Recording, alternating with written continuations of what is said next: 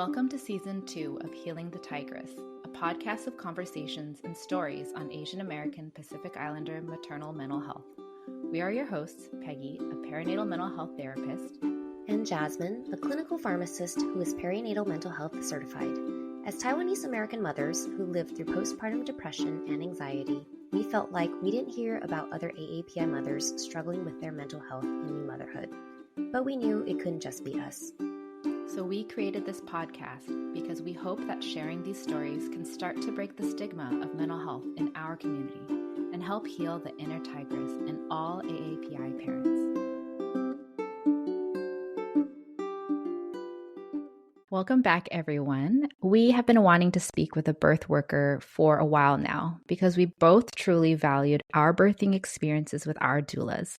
So on today's episode, we have the pleasure of interviewing Leonora Ilovea Willis, the owner and operator behind the birthwork business named Daughter of Samoa. Leonora is a native-born Samoan born on the island of Tutuila in the Great Pacific Ocean. She currently practices and works as a birthkeeper, childbirth educator, lactation education specialist, perinatal yoga teacher, and bodyworker, serving her community in Oakland and the Greater Bay Area. Leonora, thank you so much for speaking with us today about your work, especially in our AAPI and BIPOC community. Would you please tell our listeners more about your rich cultural background, as well as the significance of the name Daughter of Samoa? Yes, and also first, thank you both again for hosting me and for doing the work that you do.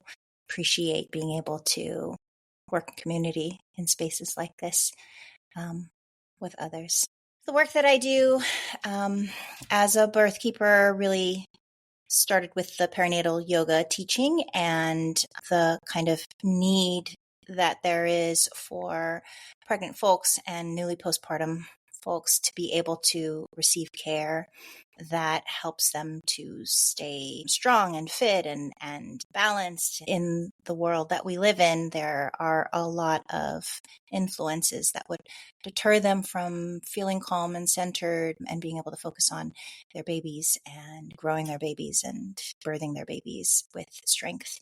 And that is what I'm here for. And it just sort of began with that work as a yoga teacher and has blossomed to birth work, in particular birthkeeping work as birth attendant for people through pregnancy into birth, labor, and that early postpartum time. I initially started doing this as a yoga teacher within Barefoot Movement, which is a yoga studio that used to exist in Oakland. And since 2022, having closed that business as part owner, opened up what I felt represented myself the best as an individual, and that was and is Daughter of Samoa, which stems from the title of a book and a book itself that was written in the mid-1800s by an ancestor of mine, Lauli'i Willis. She was the first Samoan to leave the island of the Willis side, to leave the island and travel here to San Francisco, New Zealand, Hawaii, with her husband at the time, Alexander Willis. And so it's her spirit that I harness as a person who is making my way through this diaspora as an American Samoan or a Samoan in general, and staying connected to my culture, staying connected to the calling of my ancestors and what I feel that it is that they are whispering to me about how my life can unfold with them in mind. So Daughter of Samoa was important to me in that way. And she writes eloquently and wittily, especially for someone who is writing in English as a second language. And she is a, I guess, a steadfast, aspect of my foundation. She's like at the core of me, guiding me, really important mentor and ancestor, right? Like, these are the people that I whisper to, Lauli'i, as well as my mother. All of these daughters of Samoa are the ones that I turn to in hopes that I am representing our islands and the kind of heart of our culture in anything that we do, representing it well. And you were born there on the island. When did you come over to the States? Yeah, when I was 9, so just, at the cusp end of that childhood bliss and Yeah. And that was in the mid 80s. So you've been in the Bay Area since then, it sounds like. Pretty much. Yes. Mm-hmm. So we learned that prior to becoming a birthkeeper, doula, we'll go over what all the different names mean later, you were an college English teacher. What inspired you to enter the world of birthwork and perinatal yoga? And then how much of your own personal experiences with your birth experience informed this work? Mm-hmm. Yeah. So education, post-secondary education was a love and passion of mine when I got to that point after high school, and eyes opened and I saw the influences of professors who were doing amazing work with literature, and that was my interest. And so education has played an important role also with the English language. Writing is a component, that sort of threads together with that for me. And even though that has been a common thread even through the birth work, when the yoga teaching came online as well for me, I saw how I was able to thread the two. So teaching yoga is really about delivering a kind of information for individuals who have different learning styles, who the somatic practice itself is helpful, but there's a way in which you can also have eloquence with your words that can reach people and help them sort of grasp it more easily. And you need to have an array of language skills and capabilities to be able to do that kind of work. And so I think my English teaching to students really helped with my yoga teaching to pregnant folks. It just sort of kept threading together well. As far as my own experience, I had a doula. I hired a doula when I was pregnant with my daughter. It was something I hadn't ever heard of. I didn't know what they did. And I think it was probably more of a mutual sort of interaction, which it always is. She was a newer doula. So I think maybe her second client, maybe something really early on that way. And so thinking back to my daughter's birth and my labor, I probably benefited her in being able to witness what labor looks like, uninterrupted, which she was really actually quite wonderful at, uninterrupted labor, being a support person that was there for me, but in the background. But that maybe gives you an idea of how these things sort of thread together to make me who I am now and what I do. Do you think having that doula during that experience, your birth experience, was what made you want to do it yourself because you wanted to continue that, or was your experience somewhat different than what you had imagined or wanted it to be? Yeah, everything has been unfolding for me, and it isn't as though I've been able to sort of see into my future and know what it is that was going to unfold next and in what way. So I've been taking this kind of life for myself one step at a time. Goal-oriented isn't necessarily my personality. It is more so moving through life, being attuned and listening well, and then flowing with what it is that I'm to do next. I wouldn't say that the experience of having a doula for my labor and birth was necessarily the spark of inspiration that led me to become a doula. In part, being the yoga teacher for so many pregnant folks, I really wanted to continue to be there for them beyond preparing them for labor and postpartum and helping them feel embodied.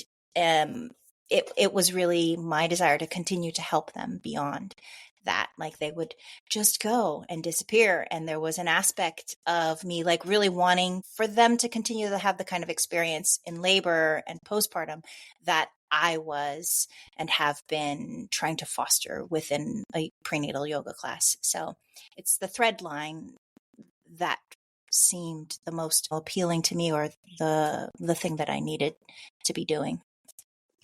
It sounds like the yoga is the connection, and I love that the yoga is also connected to teaching English. For some reason, when you mention that, I immediately think of your ancestor writing the story and being a storyteller, and the importance of language and writing and stories, and how the continuation of supporting folks through yoga into birth, into postpartum is like a storytelling of walking people through what eventually is their birth story.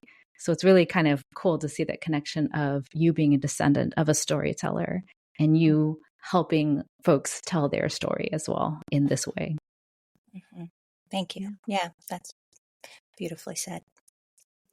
And you also shared with us in our pre-interview that you don't think you really had any specific perinatal mental health disorders. However, one thing that was more difficult for you was that it was a little bit more challenging to have your mother around during the emotionally charged postpartum period, and that you felt like overall you didn't have a lot of support, whether it was in breastfeeding or maybe other areas. And I imagine some folks do also feel kind of the same kind of ambivalence towards having their mothers around or not.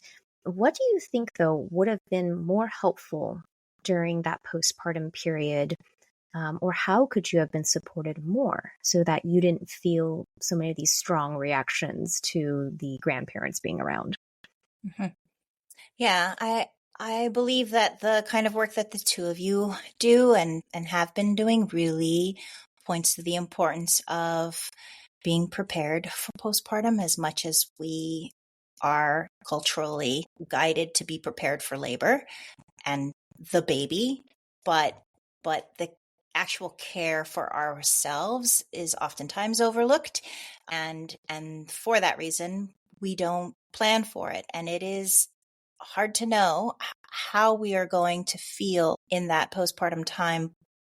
So planning for the many myriad of possible ways that we will feel and the kind of support that we will need during that time is a challenge, but it's a really worthy one. And I feel like personally, had I sort of prepared myself a little bit more, if I could, I would have done that. At the time, my husband and I were living in Los Angeles, and we had very little family support. We weren't in the Bay where I was from. We weren't in Chicago area where he's from. And so having a support system, I had to create my own, like so many of us do when we are living somewhere without family. And I think it's just so important to try to imagine what kind of support you'll need and again account for it. I didn't prepare for the kind of hormonal shifts that were going to happen and the kind of surges of prolactin in my body that would cause me to want to feel so protective of my daughter, even for her grandparents' presence. And when we're plucked out of our communities and away from family, and we're really trying to navigate how to be with one another on a regular basis without the major experiences of having a baby, there's so much to account for that we just need time to work through and think about and talk about. And I suppose I'm hoping that that's what is going to be the kind of healing balm to have experiences in postpartum, to have this kind of postpartum time go a little bit more smoothly for everyone.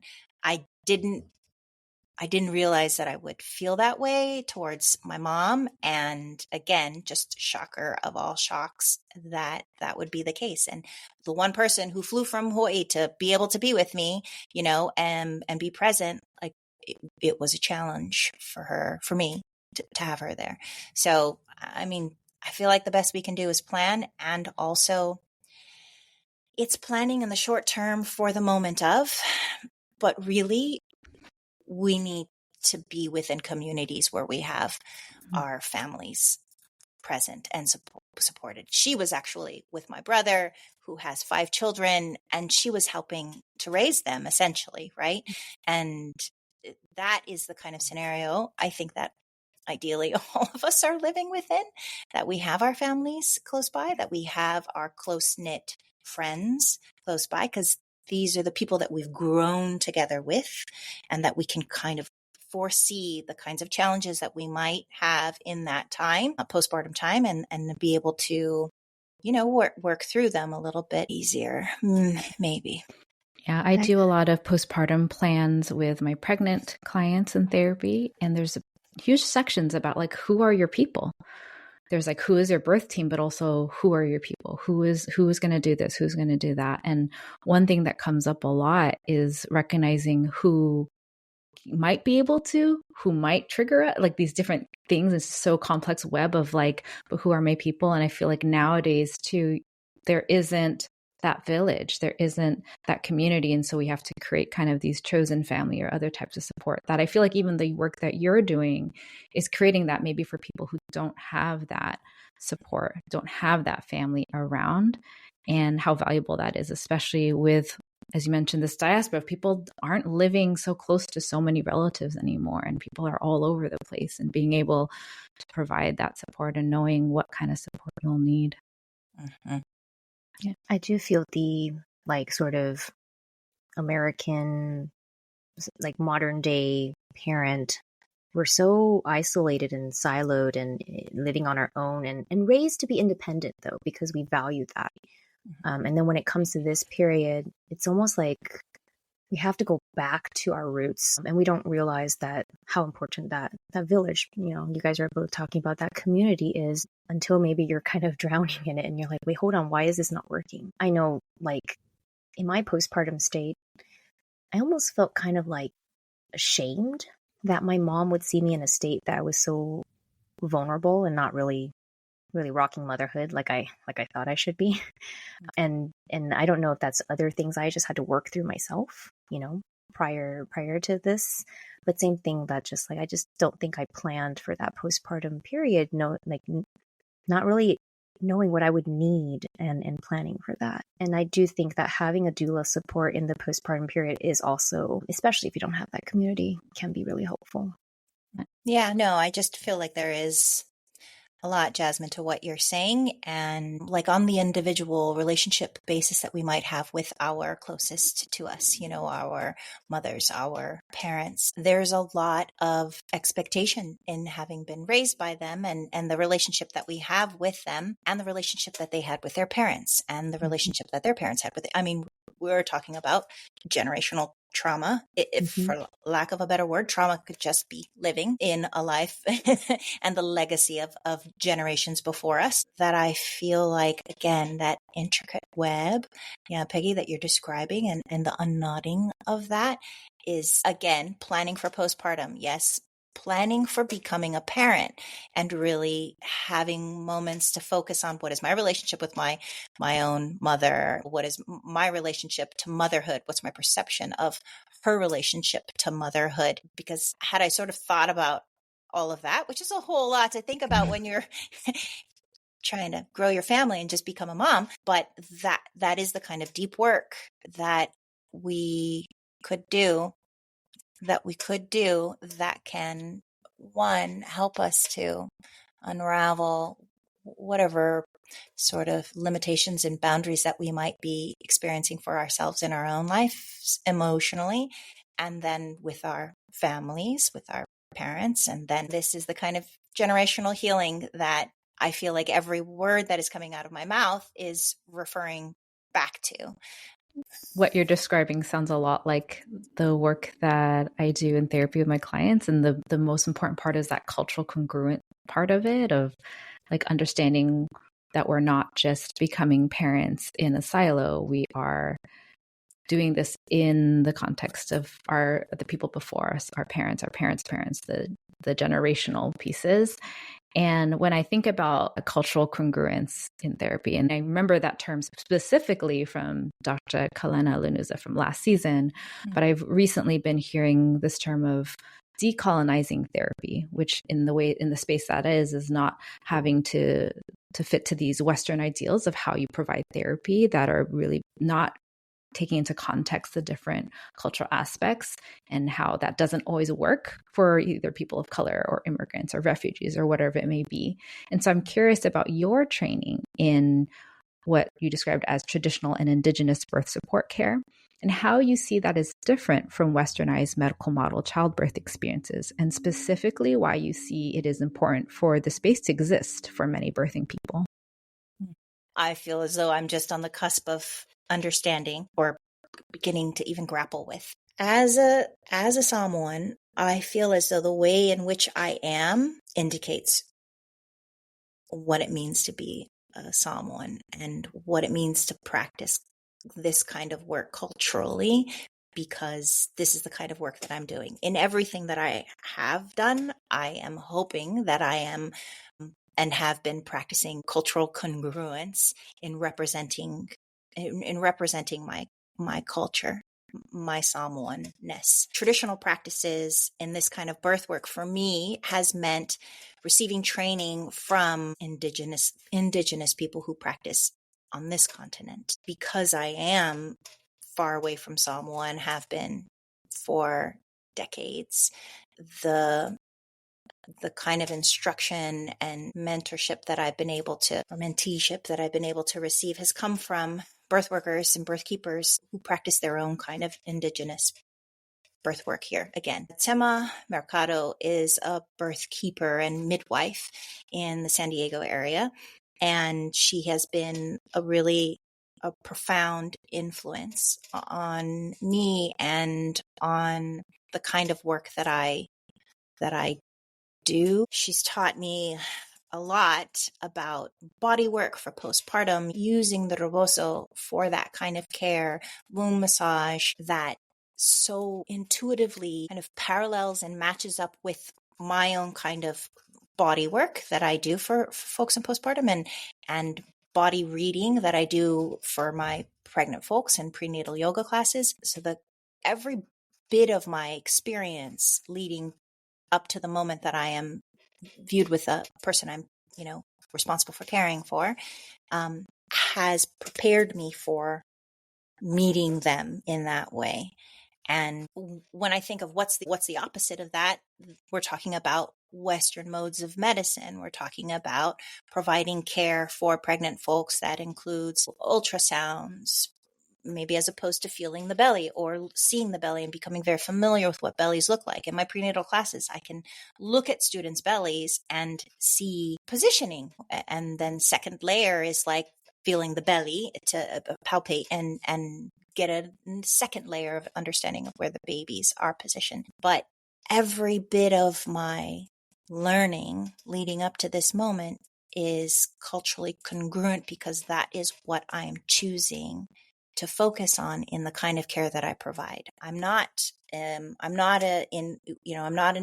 I'm not a nurse midwife. I'm not working in those spheres. And the kind of guidance that I'm receiving from other birth keepers, and that's collaborators, and that's people that are doing workshops at the studio currently or leading courses, other people I'm colleagues, like all of these people that I'm working with and alongside and learning from, and hopefully sharing wisdom with as well. It's being fed through who I am, and I, as who I am looking and seeing and gathering information that aligns with who I am.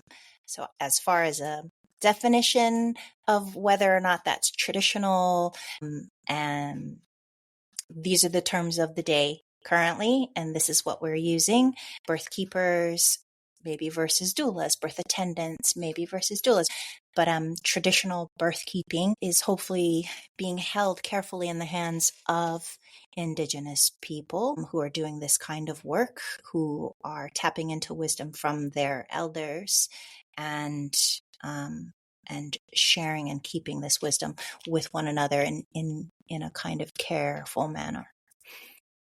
Yeah, and since you're talking about there's different roles that people play on this journey to motherhood, and as a support person, there is value in the things that you bring that maybe an OB may not overlap in. So maybe for some of our listeners, even pursuing a doula, birth worker, might be new or foreign to them. And while both Peggy and I had the privilege of using the support of a doula during our births, we've shared in a previous episode why we highly recommend finding one. Many new parents today may not know enough about exactly what their options are in pregnancy, birth, and postpartum.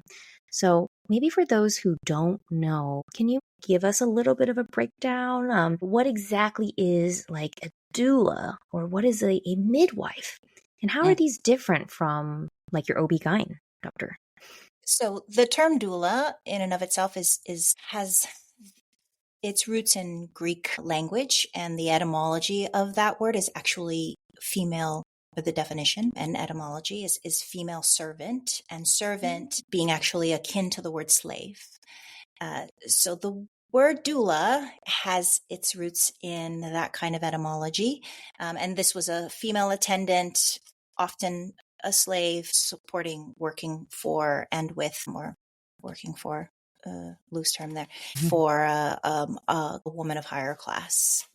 And so the word doula itself, you hear more other terms now, right? Like birthkeeper, because even birthworker has its sort of roots in capitalist mentality and consumerist mentality. And this kind of work is really walking the line of being something very different.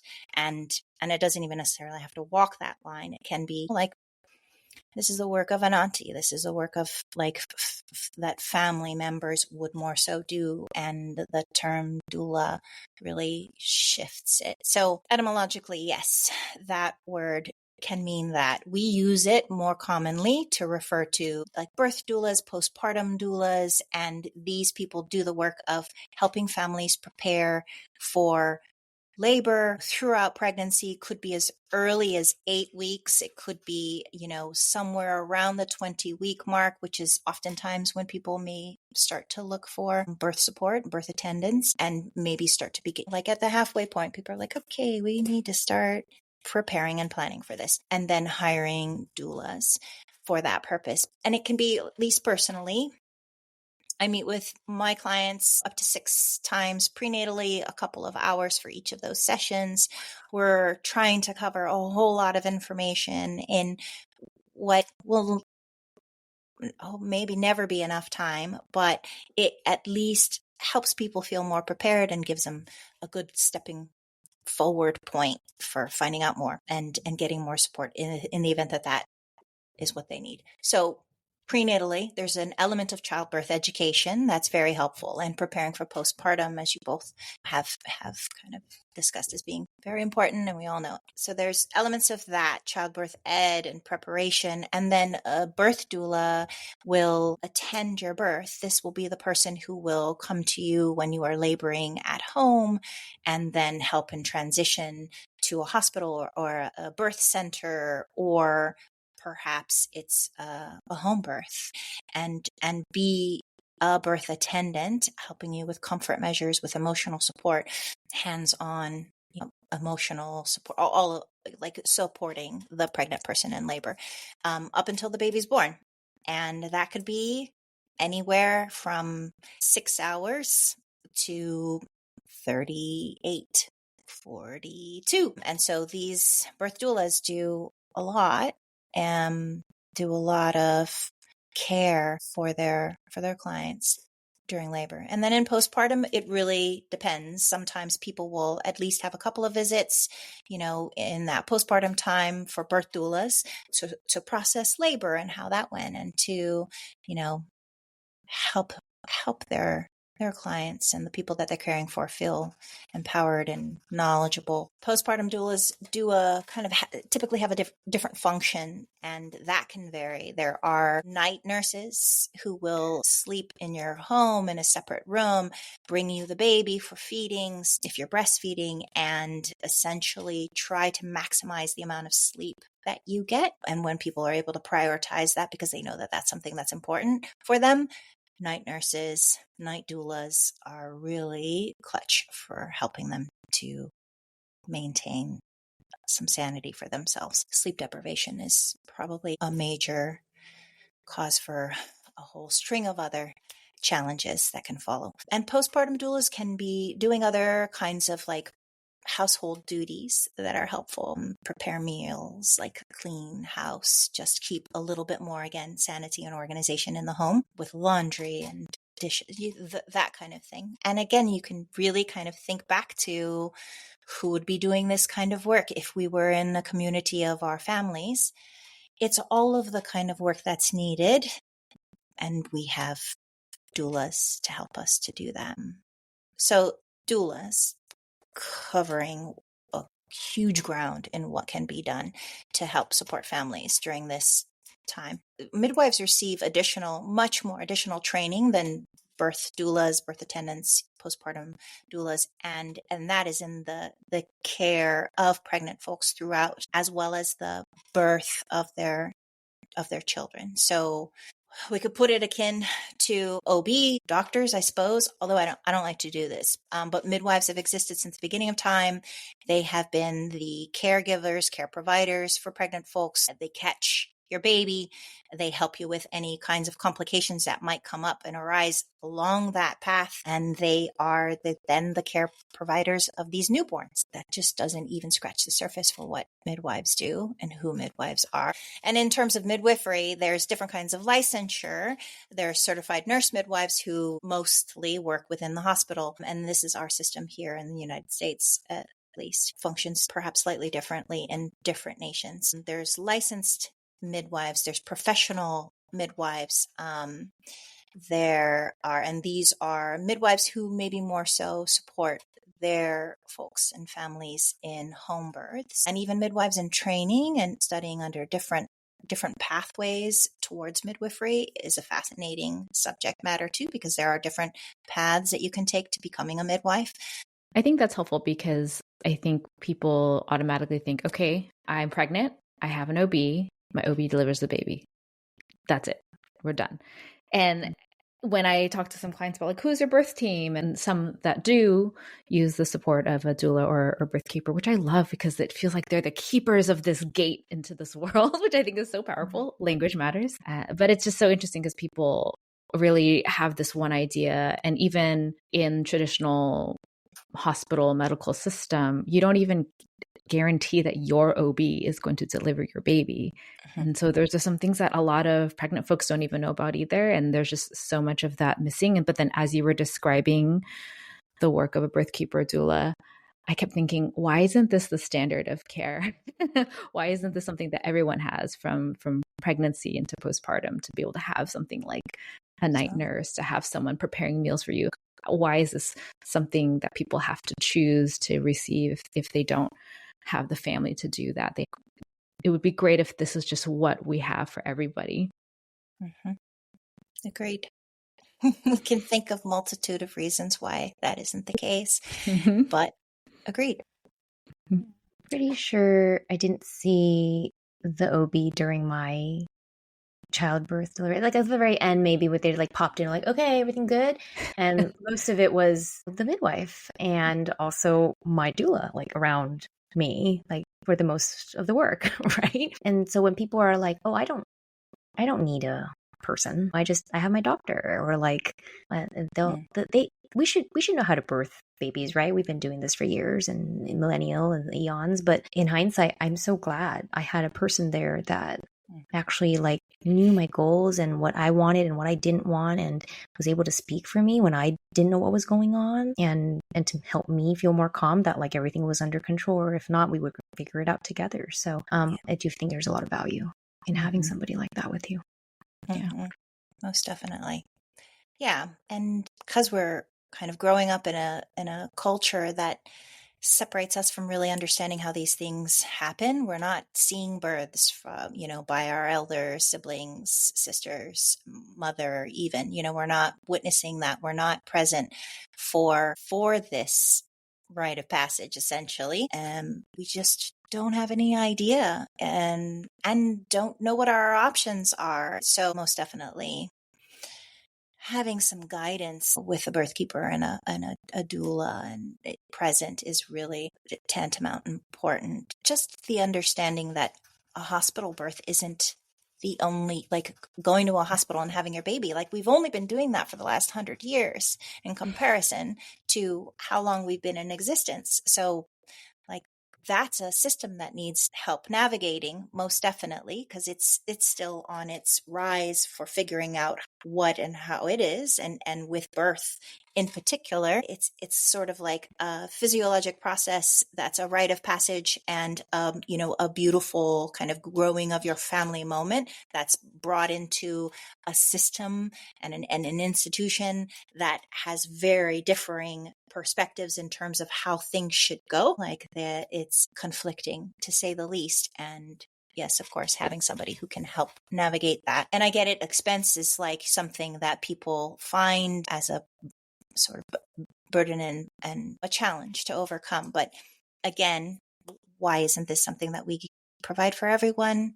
Let's think about how we can make that happen. If we're asking for cribs that are $800, should be talking to our family members that can help us pay for a doula, and or even insurance is starting to cover that, at least through Kaiser, which is major throughout the United States, I imagine. But that's a new system that is beginning. Where I did my training, my doula training through Roots of Labor Birth Collective, the maxim and the motto, like the phrase, the mantra, the affirmation is that everyone deserves a doula. Everyone deserves a doula.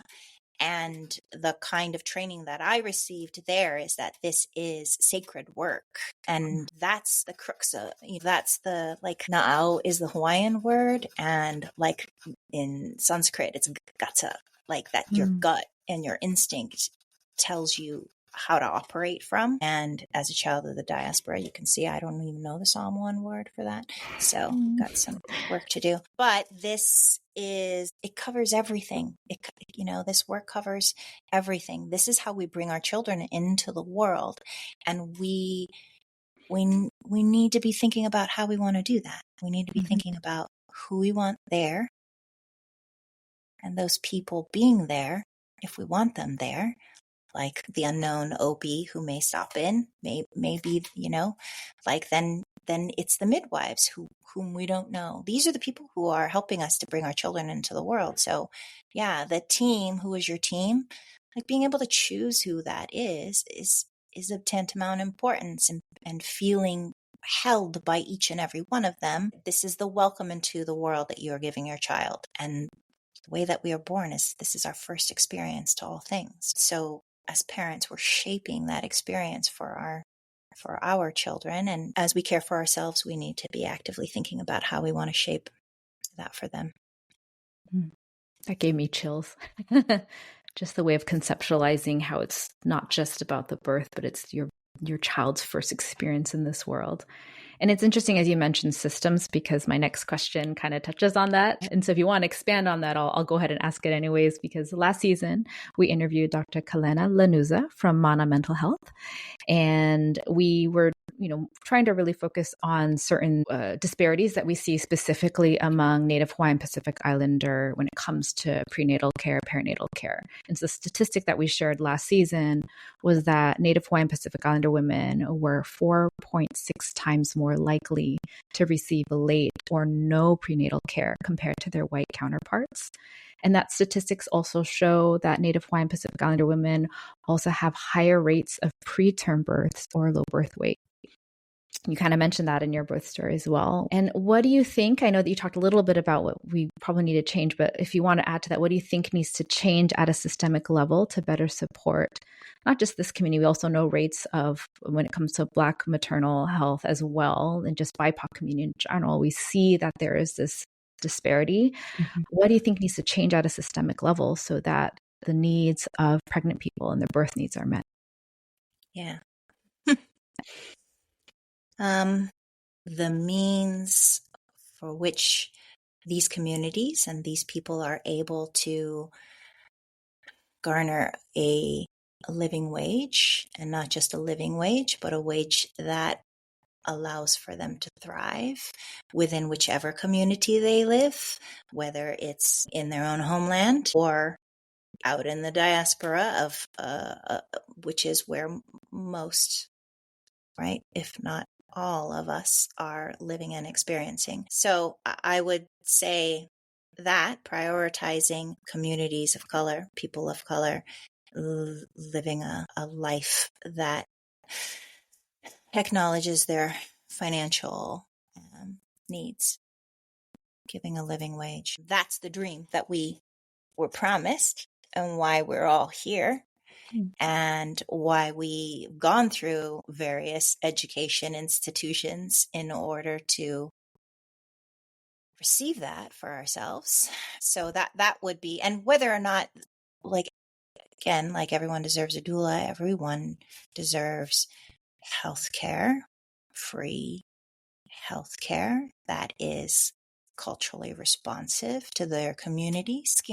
I'm asking for, and I'm envisioning the moon. Like you're asking what does it take for us to be birthing our babies in a way in which we deserve? It's like getting all the other things that we deserve first and foremost.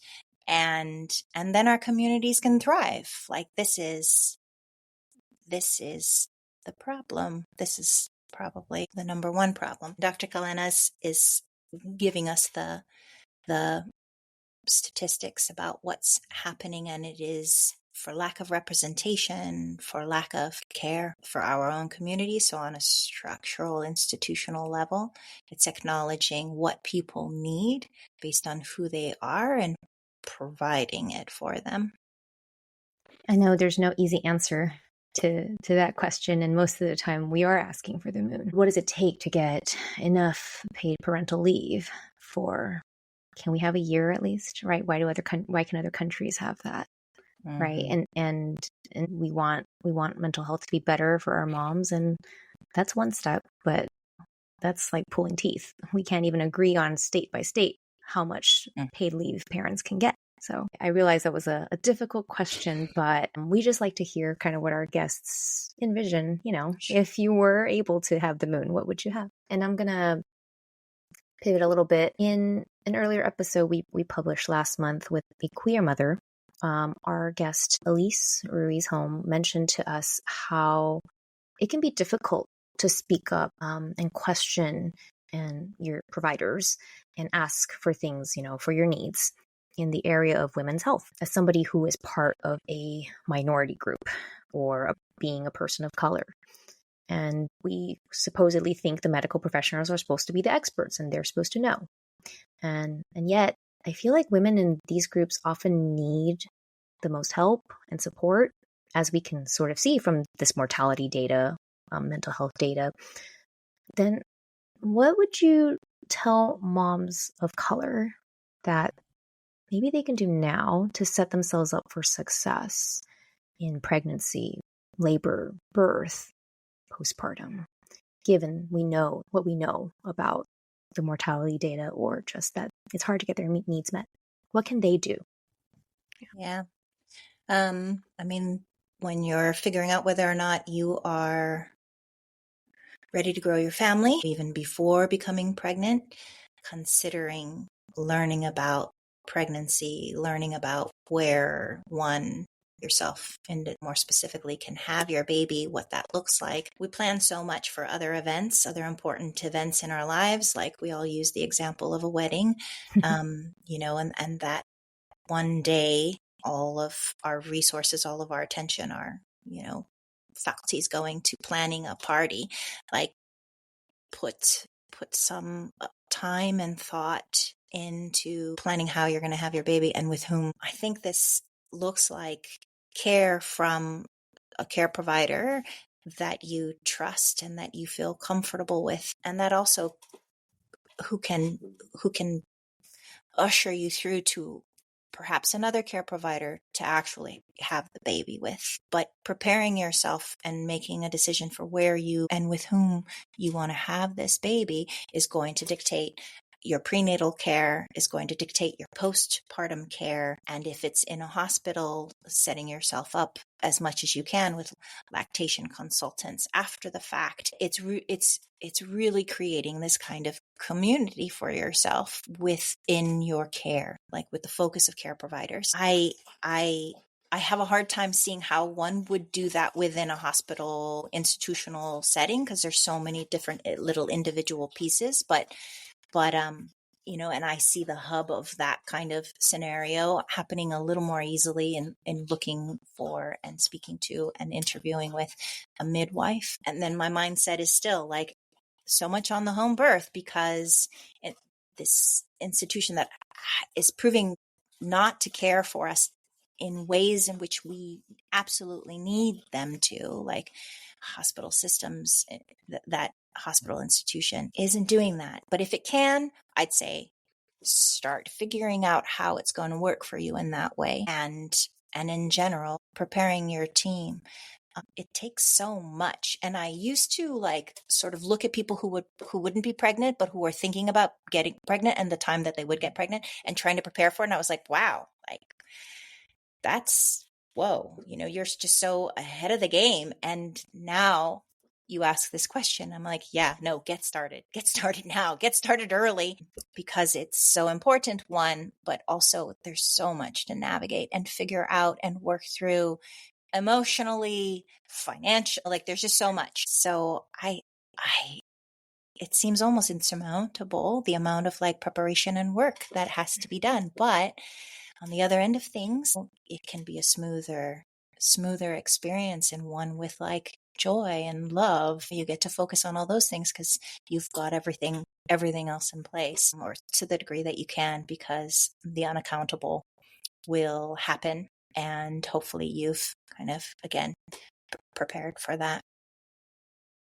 When you just said that about preparing ahead and people being like, oh, like you're so ahead and stuff, that suddenly like reminded me of, I was trying to ask coworkers, like, how much time do we need to bank or save to have off in order to take maternity leave? And how does that work in the process? And so many prior coworkers would be like, I don't remember, or like, I don't know.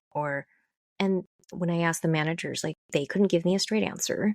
And I was just like trying to do all this research just to even figure out how much time can I even get off. And that was so difficult. It's like they purposely make it hard or something. But like even just that one little task, like we're not even talking about like birthing yet. I'm just thinking about like, should I not take so much time off right now because I'm not going to have enough for, my baby leave? Even that little task seemed like a big thing to tackle. And this is already like, a year and a half or two before I even was trying to plan to have a baby, or before I even had my baby. So when you said that, I was like, yeah, you should actually probably start, slowly getting some of these things and researching and preparing your dream team, like you said. If we can do all that for a wedding, why can we not do that for a birth? And this is not just a one-day event either. This is like lifelong. So it's a beginning of a lifelong, just a little bit, slightly a little bit more maybe critical than just a wedding. Mm-hmm. I'm going to shift us again, and I know that you talked a little bit about your ancestor's book, Daughter of Samoa, which your business is named after. I think that's beautiful, this taking this ancestral piece. And I'd love if you can expand a little bit more. What is this book about? What is the symbolism behind the book? We will go out and find it if we can, but tell us more about the book.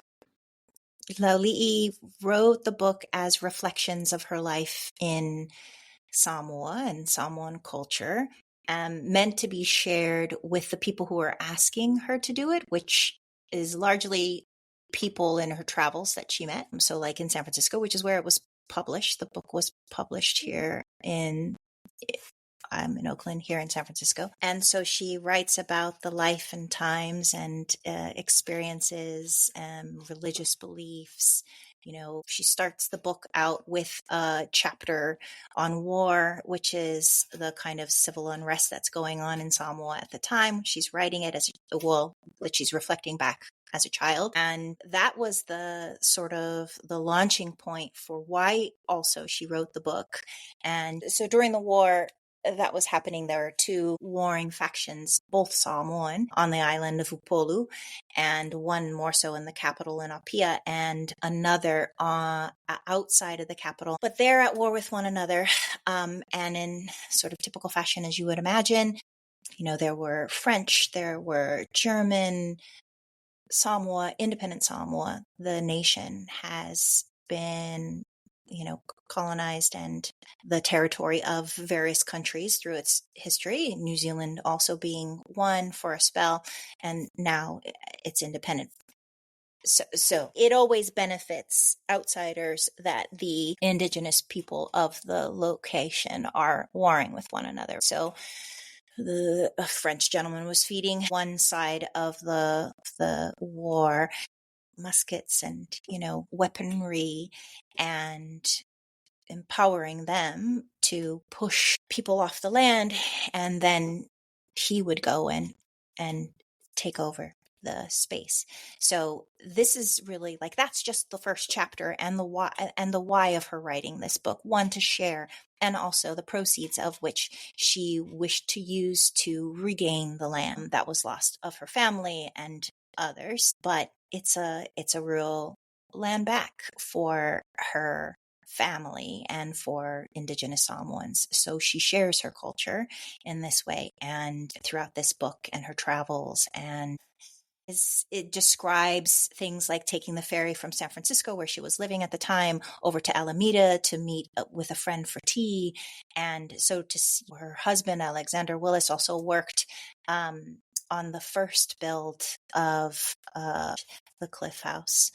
He worked building that pavilion in particular, and she describes it. So she's describing her life as a Samoan living in the Bay and living in different locales that she and her husband traveled to. He was a contractor. So she shares that, and she shares the reasoning for this. And so in all the ways is this woman amazing. She sews dresses when she goes back to Samoa and is able to support her family from that. And she makes cakes, and she's super, again, witty and sassy and brilliant. And she's 1850s writing and publishing this book about her life, which from a place nobody's ever heard of, and actually also comparing it to the life of what was going on for slaves in the United States, because the time frame aligns. She compares their experiences to what was happening in Samoa during those wars and when they were getting pushed off of their own land, and the mistreatment of the native Samoans there by other colonizers who came over. The book is about a lot. Like, there is a lot that she treats, even how we washed our hair with oranges before there was the kind of soap, just everything. She really writes about so much of Samoan culture in that time and Samoan way of life through her voice as a Samoan woman who left the land and moved around with her husband where he was working, namely here in the Bay Area. So she's an inspiration. The kind of land back intention that she set for herself in the publishing of that book, the sharing of her stories, we all find her inspiring in our family. And as a text, I believe it's also been studied in colleges, maybe in University of Manoa, I'm not sure, in New Zealand as well. You can find it. You can read the whole book online, and you should check it out if you are interested. Well, you're inspiring us too. So, yeah. And sounds like with your English background as a teacher, college teacher, sounds like maybe you can continue some of that work and write a book yourself one day. I can see it already. Thank you for seeing down the line. If it's meant to be and to do that, I would definitely love it. I believe, there have been other family members who have hoped to do the same. So a collaboration of sorts, something to continue her legacy, something definitely to, rekindle the connection that I have to Samoa, most definitely, and to an ancestor. Thanks, Jasmine, for that. Yeah. I'm actually envisioning maybe like a return back and what that experience is like for you. Yeah. Planting the seed. No. Yeah. It's there. You're watering what's there. Thanks for the good hummus in the soil. Yeah. And speaking of the islands, you also told us that you recently attended an Indigenous midwifery conference in Oahu. Is there something you can kind of tell us about what you learned there, or something exciting about what this group is doing or what you might have learned recently? Yeah. So a couple of friends brought me on board for this conference gathering. We are aiming to decolonize even the language that we use to describe these kinds of events. But this is the Global Council of Indigenous Midwives, which was kind of loosely created 3 years ago. And this was the third gathering. The first was in Bali. The second was in New Zealand. And then Hawaii, in particular. Pua, good friend, Pua, hosted us on Oahu. It started out like registration and like sign up started out at like 35 was a sort of a kind of a plan, like just a small group. And then that grew to 50 and then it grew to 70. And there were people that we had to turn away because we were above over 100 people, registrants who were interested in coming. And it was a really phenomenal event. I'm not, again, I've said before, I'm not a midwife, but I am looking for a way in which a path for myself to study midwifery. And like my doula training with Roots of Labor Birth Collective, I want for this kind of training to meet my heartfelt needs and desires, which is, to focus on indigeneity as the spring through which all else will flow in this kind of work for myself. And so I was interested in meeting with other midwives who are working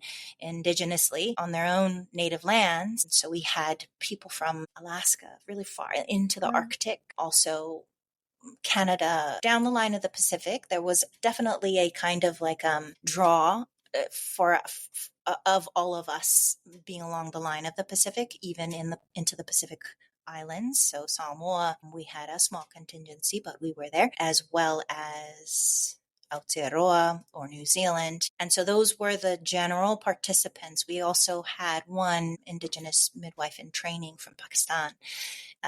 And so we were, we're building, we're building the va'a or the boat, the canoe. This is like the kind of language and analogy metaphor that we've been using when we were meeting, like how to build a strong va'a that can take all of us, birthkeepers and midwives in training, forward into and back to our ways of practicing. And so that in and of itself is just beautiful. As you can imagine,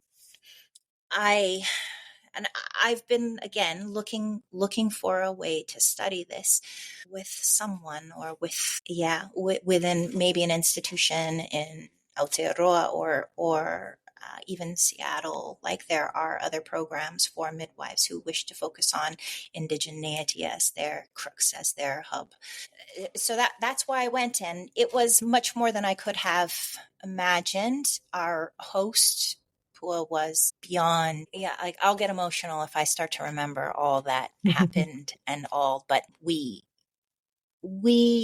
learned from her how to center land and the people of the land in learning about birthkeeping and learning about midwifery and learning about receiving children into families that are rooted and grounded in their own cultural practices and eating their own cultural foods and living with the land as she was the model for it. And that in and of itself, the way that she held space for all of us who were guests was amazing. It's just, that word is going to pale for what she did, for like as a mother of two, raising these children and providing a space for all of us to come and learn from her and learn from each other. It was really phenomenal, like just phenomenal. Thank you for describing that. I also got chills just sort of hearing about all the parts coming together and everyone from all over. And it sounds like you guys are creating a network, which is really great as well. We ask all of our guests this last final question in the spirit of healing the tigress, is kind of a looking inward, looking backward, a time when maybe we felt was the hardest or the most difficult, or where we could have used the voice of who we are today. What would you tell yourself in that version of yourself if you could? That sweet girl. What would I tell? I would tell her she's so connected, right? Mm-hmm. She's so strong and she's so connected, and that her experiences of throughout her life are going to lead her exactly where she's meant to go, and that she needs to continue to trust that, which she already does. And if she can continue to be the like beam and beacon of light that she is, she will attract who she needs and what she needs to do will unfold naturally from that. So, right, when we think about our younger selves, like, don't we cry? Don't we want to just We're all hold that crying. beautiful little baby girl, like 25-year-old, 30-year-old, whatever she is? She's still our younger version of ourself, and we're the elder in these experiences, looking to love her so that she can feel confident enough to do the things that she's doing, which is all right on track. She's not doing anything wrong. She's being herself, and it's beautiful. Yeah. So I would give her a big hug, or a big hug, and tell her that she's going to be a mom of a beautiful girl, and yeah, that's going to be the experience that she cannot imagine. And do this kind of work. Yeah. She has no idea. She has no idea. So I think if I told her, I'm going to have to keep a lot of it to myself just so that she can keep doing what she's doing and not get deterred by the thoughts that I have about what come to pass. But yeah, just give her my love, right? So that she can feel good and strong about who she is and what she's doing. That I wouldn't tell her anything. I would give her that gift from myself. Love that so much. Where can our listeners find more of you if they want to learn more about your work or follow along what you're learning and your journey? Yeah. I tend to keep somewhat private. My Daughter of Samoa is most definitely, you can find leonorawillis.life on my website, and I indicate what I'm doing there. I have an Instagram and a Facebook, so Daughter of Samoa for both. I'm sure they'll be linked as information in the We will notes. link it. Yep. And, as for like what I'm learning, you're going to be the pregnant person and the postpartum person who comes to my classes and takes yoga from me to kind of learn about that. Once a month, I teach a yin yoga class because I still want to sort of keep those connections going. I want to be able to provide healing for people who aren't pregnant or newly postpartum, and that class affords me a chance to do that. Yeah, but my website and the booking system that I have set up through it, with it, has descriptions of all the things that I'm doing, the classes, the workshops, the childbirth ed, how to sign up for like a Calendly automatic consultation. Yeah, free consultation with me to find out more about the kind of birth work that I do, and postpartum as well as during pregnancy and labor. Yeah, we'll definitely link that. And we will link your ancestors book if we can find a way to link it. Yeah, I'll share it too. Yes, we'll definitely do that. Thank you so much for your time, Leonora, and this beautiful discussion. And felt like we all healed a little bit of ourselves listening to you talk back to your inner child. Thank you so much. Thank you both.